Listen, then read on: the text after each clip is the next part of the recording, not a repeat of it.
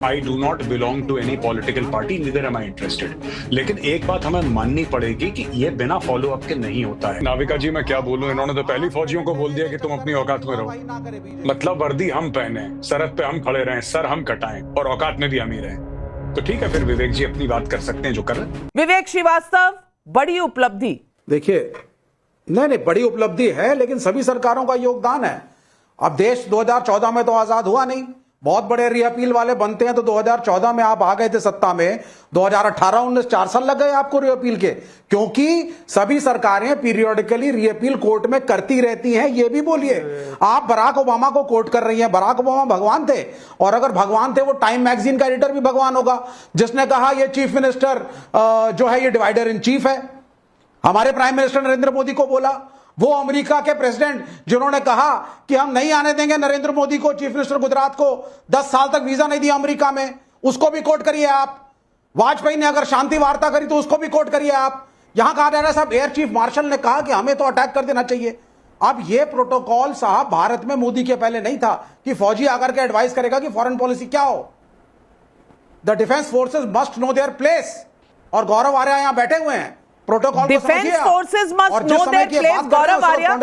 गौरव Arya, defence forces देश को protect करती हैं, और तीनों एयर चीफ को बुलाया गया। वो खुद सैर सपाटे के लिए नहीं गए थे, प्राइम मिनिस्टर्स ऑफिस में बुलाया गया, जहां पर रक्षा मंत्री, प्रधानमंत्री, नेशनल सिक्योरिटी एडवाइजर सब वहां मौजूद थे, और तीनों सर्विस चीफ्स को बुलाया गया। और विवेक श्रीवास्तव कहते हैं कि प्रोटोकॉल फॉलो करना चाहिए। 166 लोग मर गए, प्रोटोकॉल फॉलो करना चाहिए। नाविका मैं एक बात बताता हूं जो विवेक जी की अपनी राय है।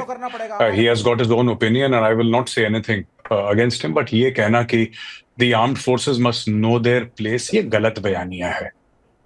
ठीक है, nobody has gone over the head of the prime minister, nobody can. All the chiefs report to the political hierarchy of this country and everybody knows his place. इसीलिए भारत में कभी मार्शल लॉ नहीं हुआ, ना ये हो सकता है भारत में, ना ये पॉसिबल है भारत में, ना किसी ने कोशिश करी, ना अपने सपनों में किसी ने सोचा। तो ये कहना कि the armed forces must know their place, अगर मैं हिंदी में इसका अनुवाद करूं कि फौजियों को अपनी औकात पता होनी चाहिए, ये गलत शब्द हैं। और आई डोंट माफी मांगिए विवेक श्रीवास्तव जी, आज तो माफी बनती है। जो लोग इस देश की रक्षा करते हैं उनके लिए ये शब्द आपके बिल्कुल फॉलो करोगे ना। एक बात कहना चाहता हूं, chief marshal can not go to the air chief marshal गलत है, बराक ओबामा भगवान नहीं है। चाहते क्या है अजय आलोक जी? अजय आलोक जी, विवेक श्रीवास्तव चाहते क्या है? कहना चाहता हूं, नहीं तो time I just want to make a single point. Vivek please allow me. मैं सिर्फ ये कहना चाहता हूं कि जब भी ऐसी इमरजेंसी होती है, चीफ से पूछा जाता है कि क्या रिस्पॉन्स होना चाहिए, उनकी राय ली जाती है।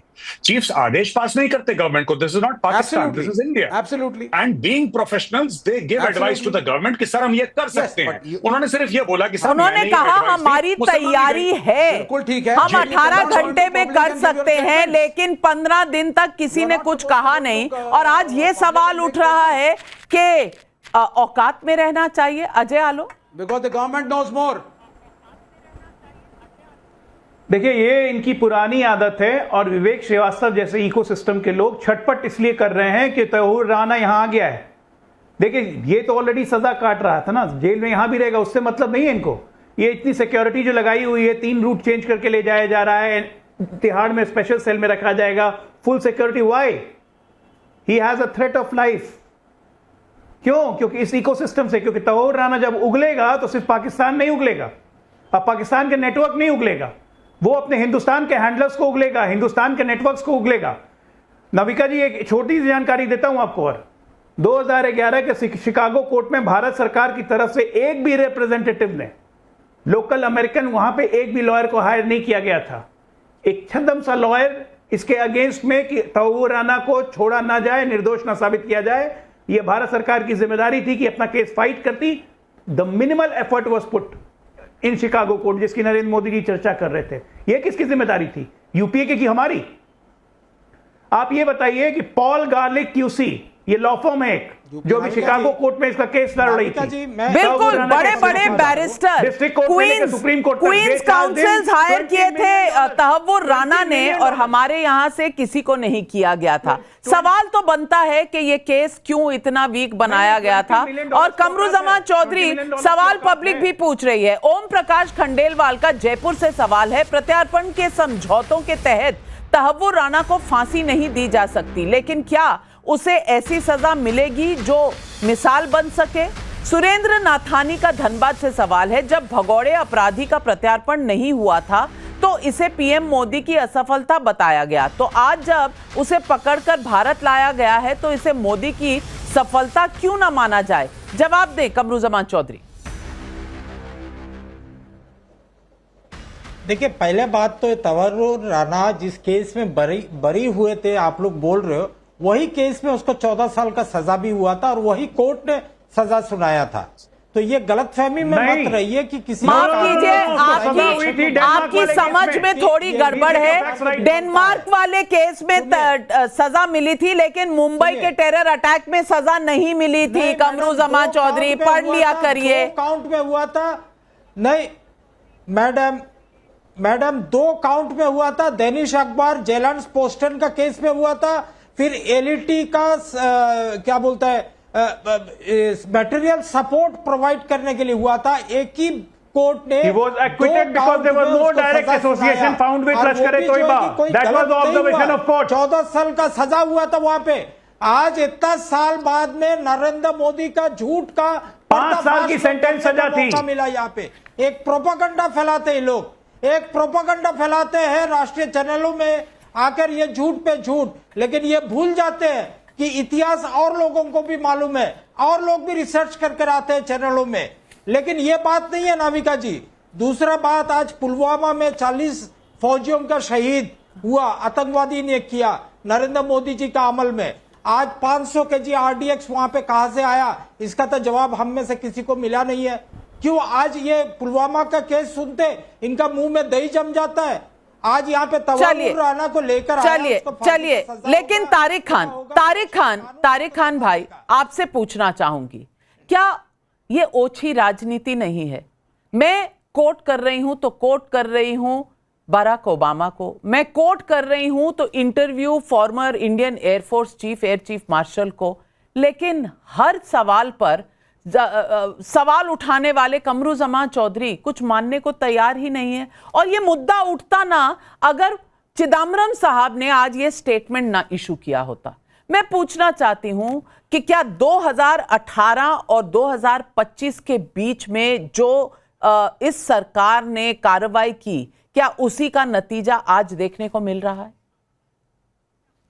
मैम देखिए, सबसे पहले तो मुबारकबाद नेशनल इन्वेस्टिगेशन एजेंसी को, और नेशनल इन्वेस्टिगेशन एजेंसी का गठन 2008 में हुआ और 31 दिसंबर को वो पास हुई, और तब शायद भारत में भारतीय जनता पार्टी की सरकार थी। आप लोग ज्यादा काबिल हैं, जानते होंगे, मैं थोड़ा कम पढ़ा लिखा हूं। खैर, मुबारकबाद, भारत की धरती पर आकर जिन लोगों ने भारतीयों का खून बहाया उनको कड़ी से कड़ी सजा मिलनी चाहिए, हम इसकी पैरोकारी करते हैं। अभी बीजेपी के प्रवक्ता ने कहा हमारे हेडली, आप ही के हैं साहब, आप ही के हैं हेडली। क्यों? अमेरिका ने लगातार हेडली को बचाया। उस वक्त के जो गृह सचिव थे उनका नाम था जेकी पिल्ले साहब ने कहा कि ये जो साहब राणा हैं, इनको जो पकड़ के लेके आए हैं ये सिर्फ मोहरे थे, जो असली कल्प्रिट था उस मामले में वो हेडली था। हेडली कहां है? आपके बड़े अच्छे रिश्ते, हेडली को लेके आना चाहिए। मगर तब जब आप 70 लाख का हीरा गिफ्ट करते हैं वहां की प्रथम महिला को, तब आप ये नहीं कह पाते कि हेडली जैसे आतंकवादी को वापस करो, तब आप चुप रहते हैं। दूसरी बात मैम, अगर प्रधानमंत्री मनमोहन सिंह ने रेजिस्ट किया था, आपने कहा हमले को, ठीक है, लेकिन वो तो 14 में चले गए थे मैम। फिर पता नहीं कौन बिरयानी खाने चला गया अचानक वहां पर, पता नहीं कौन गया, गले मिला, शादी में बिटिया को गिफ्ट दिया, पता नहीं कौन था वो प्रधानमंत्री, मुझे पता नहीं है उनका नाम क्या है ma'am. Please give me the name of that great. Ajay Alok ji जवाब दें। हाफिज सईद वहीं थे, चले गए थे। हाफिज सईद भी पाकिस्तान के पास था। और देखिए नविका जी, इनको बहुत चीज नहीं पता है, अच्छी बात है। अच्छा अब सुनिए, अब जवाब सुनिए ना, टाइम कम होता है। टाइम कम होता है, जवाब सुनिए। आपको तो यह भी नहीं पता होगा कि वो कौन प्रधानमंत्री था जिसने प्रधानमंत्री ने घुस के सर्जिकल स्ट्राइक की, उसके बाद एयर स्ट्राइक की, आपको नहीं पता होगा। वो कौन प्रधानमंत्री था जिससे सेना को खुली छूट दी कि एक गोला मारे तो तुम गोलों की फौज मारो, आपको नहीं पता होगा, क्योंकि आपको ना दिखाई देता है ना सुनाई देता है ऐसा प्रधानमंत्री का नाम।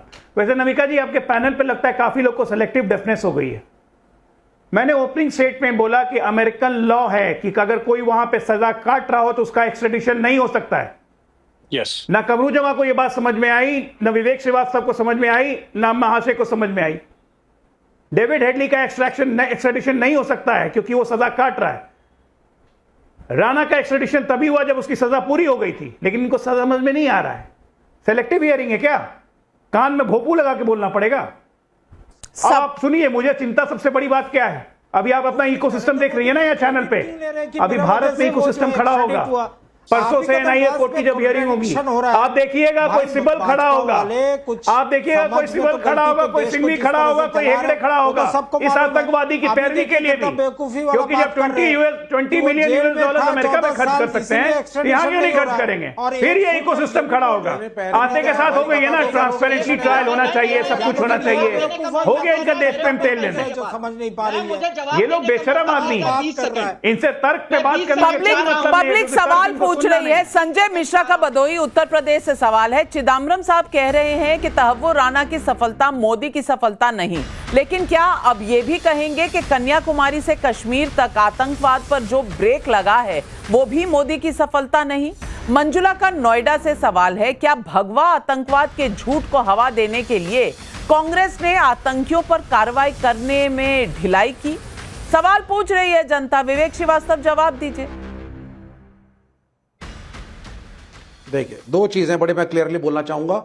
सबसे पहली चीज तो यह है कि क्या हमारी सरकार ने अमरीकियों से कुछ दस्तावेज लिए कि इस आदमी ने क्या किया है या क्या नहीं? आप इतना लेट एक्सट्रेडिशन इस मुल्क के अंदर हो रहा है और यहां पे अपनी वाहवाही के लिए जो ये जो राणा का फेस्टिवल मनाया जा रहा है, इनसे जरा पूछा जाए कि होने क्या जा रहा है। मैं तो ये जानना चाहूंगा, उस आदमी का ऑलरेडी वहां पे ह्यूमन राइट्स वाले खड़े, राणा का फेस्टिवल बन रहा है। पूछताछ विवेक श्रीवास्तव 166 लोगों की मौत हुई है मुंबई टेरर अटैक्स में। आपको राणा का एक्स्ट्रेडिशन और भारत लौट कर आना फेस्टिवल लग रहा है, त्योहार लग रहा है। गौरव आर्या, इस तरह की मानसिकता को आप क्या कहेंगे? इस तरह की मानसिकता को क्या कहेंगे? बीमार हैं आप विवेक श्रीवास्तव जी, आप बीमार हैं, इलाज करवाइए, बहुत जल्द आपको इलाज की जरूरत पड़ेगी। आप दिमागी तौर पर, आपके जहन पर कोई बहुत ज्यादा दबाव है, आप बीमार हो चुके हैं। गौरव आर्या। नहीं नाविका जी, मैं क्या बोलूं, इन्होंने तो पहली फौजियों को बोल दिया कि तुम अपनी औकात में रहो। मतलब वर्दी हम पहने, सरहद पे हम खड़े रहें, सर हम कटाएं और औकात में भी हम ही रहें। तो ठीक है, फिर विवेक जी अपनी बात कर सकते हैं जो कर रहे। देखिए, बात यह है ना कि I do not belong to any political party, neither am I interested. लेकिन एक बात हमें माननी पड़ेगी कि यह बिना फॉलो अप के नहीं होता है। अमेरिकन लॉ ये नहीं कहता है कि हम लोगों को एक्स्ट्राडाइट करेंगे, ठीक है, you have to work for it. मैं ये नहीं कह रहा कि कांग्रेस पार्टी के लोगों ने काम नहीं करा, मैं वो पॉइंट नहीं बता रहा हूं। मैं कह रहा हूं आज की तारीख में जब वो आए हैं तो पिछले कई सालों से फॉलो अप हुआ होगा, वेरियस गवर्नमेंट्स ने फॉलो अप करा होगा, इस सरकार ने भी करा है। I think we all deserve to be कांग्रेचुलेटेड।